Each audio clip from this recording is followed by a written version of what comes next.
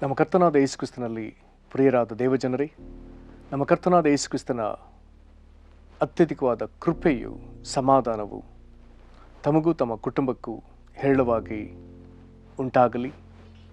ಹೃದಯಂಗಮ ಮಾತು ಎಂಬಂಥ ಈ ವಾಕ್ಯಧ್ಯಾನದ ಸರಣಿಯಲ್ಲಿ ನಾವು ಈ ತಿಂಗಳು ಯೇಸು ಕ್ರಿಸ್ತನ ಶಿಲುಬೆಯ ಶ್ರಮೆಯಿಂದಾದ ಲಾಭಗಳನ್ನು ಧ್ಯಾನಿಸ್ತಿರುವಲ್ಲಿ ಈ ದಿನ ನಾವು ಧ್ಯಾನಿಸುವಂಥ ದೇವರ ವಾಕ್ಯದ ಭಾಗ ರೋಮಾಪುರದವರೆಗೆ ಬರೆದ ಪತ್ರಿಕೆ 5ನೇ ಅಧ್ಯಾಯ 7 ಮತ್ತು 8ನೇ ವಚನಗಳು. ರೋಮಾಪುರದವರೆಗೆ ಬರೆದ ಪತ್ರಿಕೆ 5ನೇ ಅಧ್ಯಾಯ 7 ಮತ್ತು 8ನೇ ವಚನಗಳು. ನೀತಿವಂತನಿಗೋಸ್ಕರ ಯಾರಾದರೂ ಪ್ರಾಣ ಕೊಡುವುದು ಅಪರೂಪ, ಉಪಕಾರಿಗೋಸ್ಕರ ಪ್ರಾಣ ಕೊಡುವುದಕ್ಕೆ ಯಾವನಾದರೂ ಧೈರ್ಯ ಮಾಡಿದರೂ ಮಾಡಾನು.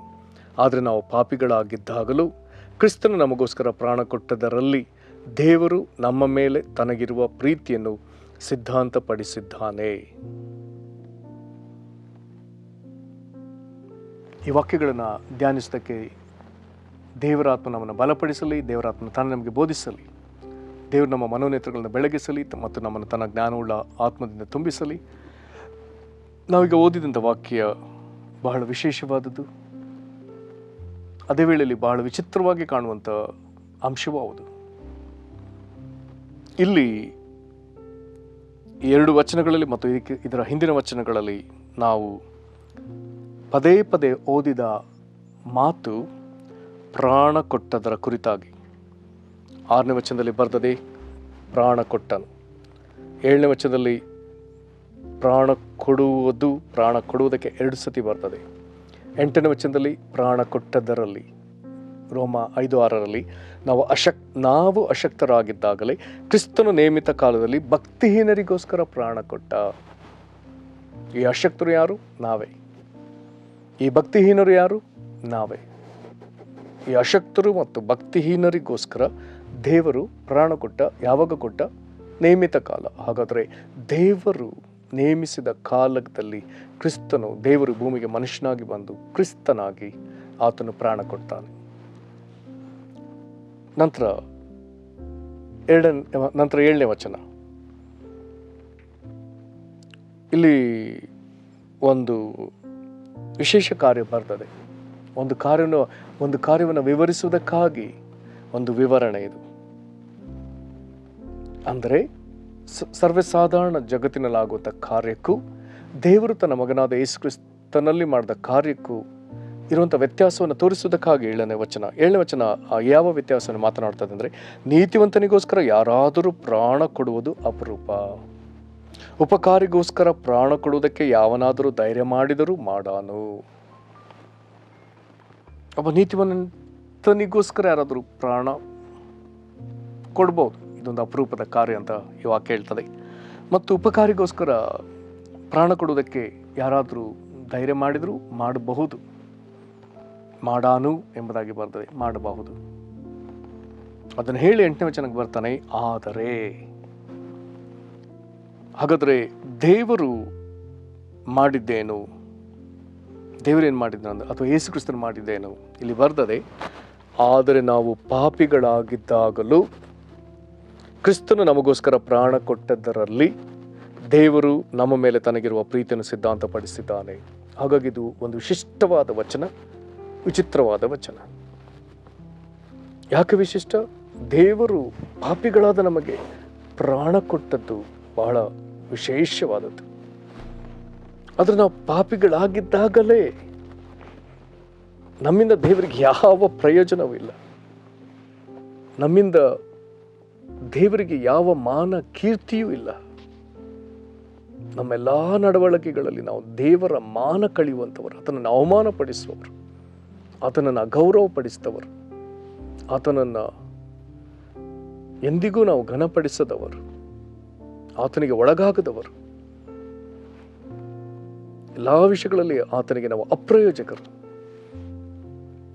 ಎಲ್ಲಕ್ಕಿಂತ ಹೆಚ್ಚಾಗಿ ನಾವು ಪಾಪ ಮಾಡಿದ ನಿಮಿತ್ತ ಆತನಿಗೆ ಭಯಂಕರವಾಗಿ ಅವಿಧೇಯರು. ಇಂಥವರನ್ನ ದೇವರು ಪರಿಗಣಿಸ್ತಿದ್ದಾನಲ್ಲ. ಆದರೆ ನಾವು ಪಾಪಿಗಳಾಗಿದ್ದಾಗಲೂ ಕ್ರಿಸ್ತ ನಮಗೋಸ್ಕರ ಪ್ರಾಣ ಕೊಟ್ಟದರಲ್ಲಿ ದೇವರು ನಮ್ಮ ಮೇಲೆ ತನಗಿರುವ ಪ್ರೀತಿಯನ್ನು ಸಿದ್ಧಾಂತಪಡಿಸಿದ್ದಾನೆ. ಇಲ್ಲಿ ನಮಗೆ ಒಂದು ಗೊತ್ತಾಗಬೇಕು, ದೇವರು ಈ ವಾಕ್ಯ ಭಾಗದಲ್ಲಿ ಮನುಕುಲಕ್ಕೆ, ಮನುಷ್ಯರಿಗೆ ಒಂದು ಸಂದೇಶವನ್ನು ರವಾನಿಸ್ತಿದ್ದಾನೆ. ಹೇಗೆ ಆ ಸಂದೇಶವನ್ನು ರವಾನಿಸ್ತಿದ್ದಾನೆ?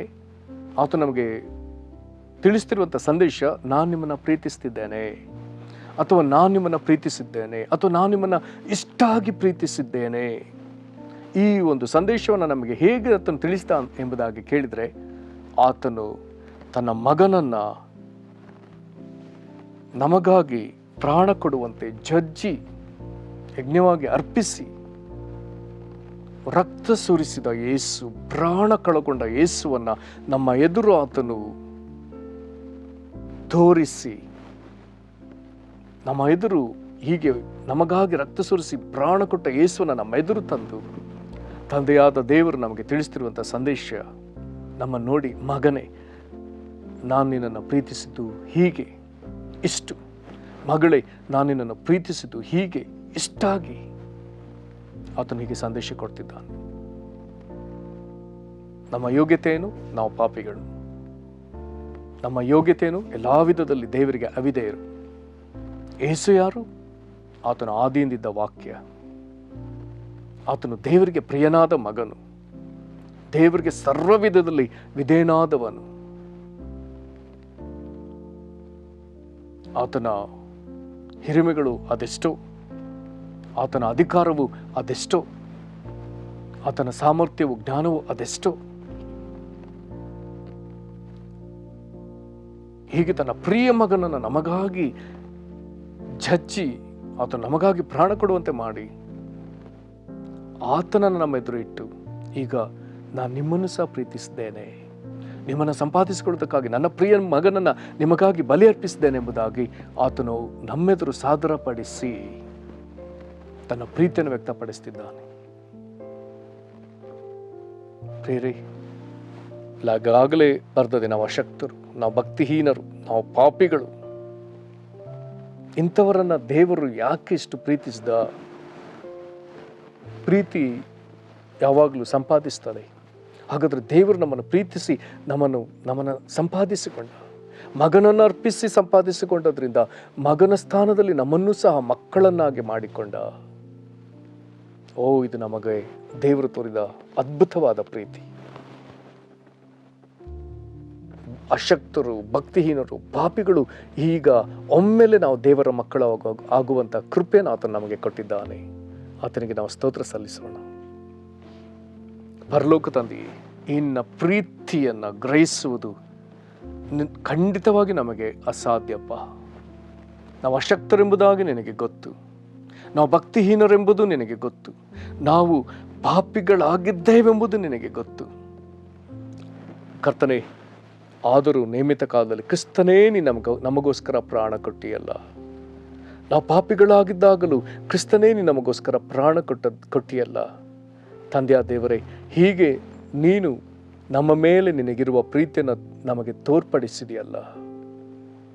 ಅಶಕ್ತರು, ಭಕ್ತಿಹೀನರು, ಪಾಪಿಗಳಾಗಿ ಇದ್ದಂಥ ಅದೇ ವೇಳೆಯಲ್ಲಿ ನಿನ್ನ ಮಗನನ್ನು ನಮಗಾಗಿ ಜಜ್ಜಿ ಬಲಿ ಅರ್ಪಿಸಿ ಆತನು ಪ್ರಾಣ ಕೊಟ್ಟದ್ರಲ್ಲಿ ದೇವರೇ, ನೀನು ನಮ್ಮನ್ನು ನಿನ್ನ ಪ್ರೀತಿಯಿಂದ ಸಂಪಾದಿಸಿಕೊಂಡಿಯಲ್ಲ.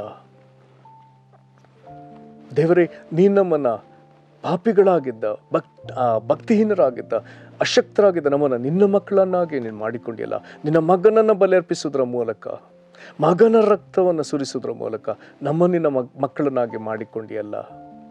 ದೇವರೇ, ಇದಕ್ಕೆ ನಾವು ಎಷ್ಟು ಮಟ್ಟಿಗೆ ಪಾತ್ರರೆಂಬುವಂಥ ಪ್ರಶ್ನೆ ನಮಗುಂಟಾಗ್ತದೆ. ಆದರೆ ನೀನು ನಮ್ಮನ್ನು ಪ್ರೀತಿಸಿ ಸಂಪಾದಿಸಿಕೊಂಡಿದ್ದೆ, ಅದಕ್ಕಾಗಿ ಸ್ತೋತ್ರ. ಈ ನಿನ್ನ ಪ್ರೀತಿಗೆ ನಾವು ನಿನಗೆ ಶರಣಾಗ್ತೇವಪ್ಪ. ಕರ್ತನೇ, ನಮ್ಮನ್ನು ಕರುಣಿಸು. ಕರ್ತನೇ, ನಾವು ನಿನ್ನ ಐಕ್ಯದಲ್ಲಿ ಸದಾ ಇರುವುದಕ್ಕೆ ನಿನ್ನ ಮಹಾಕೃಪೆಯನ್ನು ಒದಗಿಸು. ಇದಕ್ಕಾಗಿ ನಮಗೆ ನಿನ್ನ ಆತ್ಮನನ್ನು ಕೊಟ್ಟದಕ್ಕಾಗಿ ಸ್ತೋತ್ರ. ನಿನಗೆ ನಾವು ಮಹಿಮೆ ಸಲ್ಲಿಸ್ತೇವೆ. ಪರಲೋಕ ತಂದೆಯೇ, ಈ ದೇಶದಲ್ಲಿ ಕೈಬಿಡಲ್ಪಟ್ಟ ಪರಿಸ್ಥಿತಿಯಲ್ಲಿ ಯಾರ್ಯಾರು ಬಾಧೆ ಪಡ್ತಿದ್ದಾರೋ, ಸಮಾಜದಲ್ಲಿ ಕೈಬಿಡಲ್ಪಟ್ಟವರು, ಮಕ್ಕಳಿಂದ ಕೈಬಿಡಲ್ಪಟ್ಟವರು ಅಥವಾ ಆಪ್ತರಿಂದ ಕೈಬಿಡಲ್ಪಟ್ಟವರು, ಏಕಾಂತ ಸ್ಥಿತಿಯನ್ನು ಅನುಭವಿಸಿ ಕರ್ತನೇ, ಜೀವನದಲ್ಲಿ ಬೇರೆ ಯಾವ ಮಾರ್ಗ ಕಾಣದೆ ಕಂಗಾಲಾಗಿ ಕುಳಿತ ಅನೇಕ ಜನರಿದ್ದಾರೆ ಸ್ವಾಮಿ. ಅನೇಕರಿಂದ ಮೋಸ ಹೋಗಿ ಕರ್ತನೇ ಕೈಬಿಡಲ್ಪಟ್ಟ ಸ್ಥಿತಿಯಲ್ಲಿ ಅನೇಕರಿದ್ದಾರೆ. ಅಪ್ಪ, ಕಲ್ವಾರಿ ಶಿಲುಬೆಯಲ್ಲಿ ನಮಗಾಗಿ ಮಾನಮರುಗಿದ ದೇವರೇ, ಯೇಸು ಕ್ರಿಸ್ತನು ಪ್ರಾಣ ಕೊಟ್ಟದರಲ್ಲಿ ನಮ್ಮನ್ನು ಸಂಪಾದಿಸಿಕೊಂಡ ದೇವರೇ, ಆ ಪ್ರಿಯರೆಲ್ಲರಿಗೂ ನೀನು ಆಧಾರನಾಗು. ಯೇಸಪ್ಪ, ನೀನು ಆಧಾರನಾಗು. ನಿನಗೆ ಮಾಡುವುದಕ್ಕಾಗಿ ಸ್ತೋತ್ರ. ಯೇಸು ಕ್ರಿಸ್ತನ ಹೆಸರು ಬೇಡದೇವೆ ನಮ್ಮ ತಂದೆಯೇ, ಆಮೇನ್. ಕರ್ತನು ನಿಮ್ಮನ್ನು ಆಶೀರ್ವದಿಸಲಿ. ವಂದನೆಗಳು.